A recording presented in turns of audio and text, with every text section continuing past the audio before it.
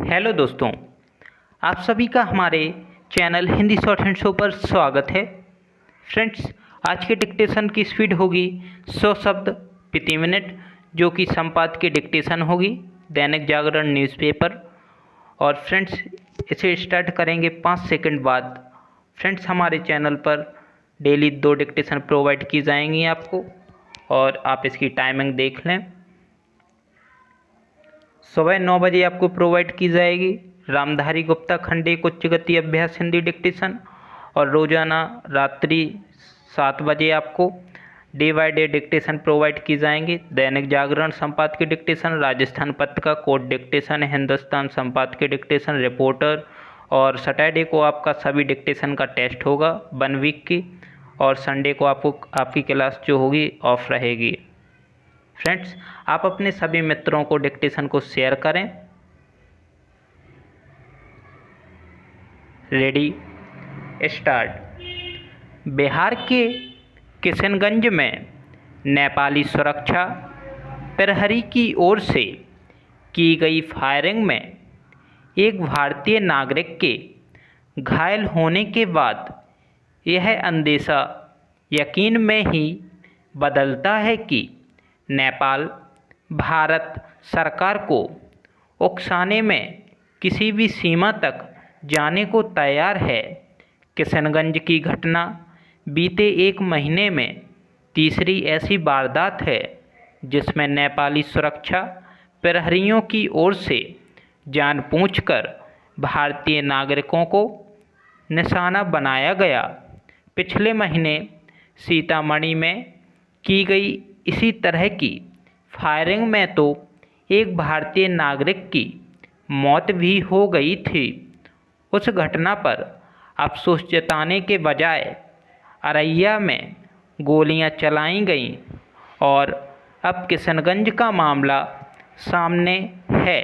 ऐसा लगता है कि चीन की गोद में बैठ चुकी नेपाल की मौजूदा सरकार भारत के संयम को उसकी कमजोरी समझ रही है। उसका मुगालता दूर करने के लिए भारत को कुछ करना होगा।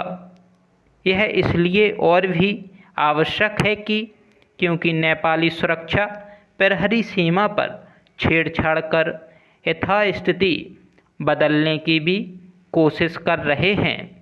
वह मानने के अच्छे भले कारण हैं कि उन्हें भारत के खिलाफ उकसाएं वाली हरकत करने को कहा गया है।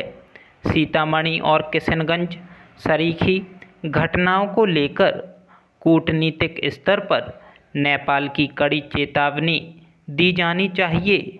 निसंदेह इसके साथ ही नेपाली जनता को यह संदेश देना भी आवश्यक है कि उनकी कम्युनिस्ट सरकार भारत से जानबूझकर संबंध खराब करने पर तुली है, और इसी क्रम में उनके हितों की भी परवाह नहीं कर रही है।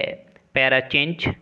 नेपाल की मौजूदा सरकार को आग्रह करते हुए ऐसा कुछ नहीं होना चाहिए जिससे प्रधानमंत्री केपी शर्मा ओली को भारत के खिलाफ विस्फोट करने का मौका मिले। ध्यान रहे कि वह पहले से ही यह काम करने में लगे हुए हैं। उत्तराखंड के इलाकों पर दावा ठोकने से लेकर अयोध्या को लेकर मूर्खतापूर्ण बयान देने से यदि कुछ स्पष्ट होता है तो यही कि केपी शर्मा ओली नेपाल में भारत विरोध का माहौल खड़ा कर अपनी डगमगाती कुर्सी बचाना चाह रहे हैं। चूँकि वह अपने भारत विरोधी रुख रवैये से चीन को भी खुश करने में लगे हुए हैं, इसलिए उनकी शरारत भरी राजनीति को लेकर अतिरिक्त सतर्कता बरतने की ज़रूरत है।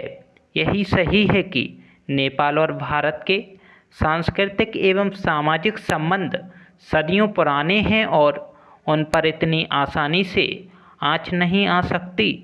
लेकिन भारतीय रीति रिवाजों के लिए यह तो चिंता का विषय बनना ही चाहिए कि नेपाल सरकार उन्हीं पर चुन चुन कर प्रहार कर रही है। चिंता का विषय यह भी है कि प्रधानमंत्री ओली के साथ नेपाली नेताओं का एक वर्ग नेपाल स्थित चीनी राजदूत का हुक्म बजाने में लगा हुआ है। स्टॉप। फ्रेंड्स, मैं आप सभी से आशा करता हूं कि आप सभी को यह डिक्टेशन पसंद आया हो, तो प्लीज़ इस डिक्टेशन को अपने दोस्तों के साथ शेयर करें, चैनल को सब्सक्राइब करें और आप रेगुलर डिक्टेशन को लिखें। यदि डिक्टेशन की आपको PDF और आउटलाइन चाहिए तो आप हमारे व्हाट्सएप ग्रुप से ऐड हो सकते हैं, और यदि आप स्टेनो सीखना चाहते हैं तो आप हमारे टेलीग्राम से ऐड हो सकते हैं।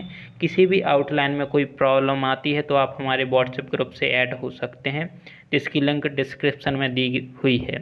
Thank you so much friends, मिलते हैं नेक्स्ट वीडियो में।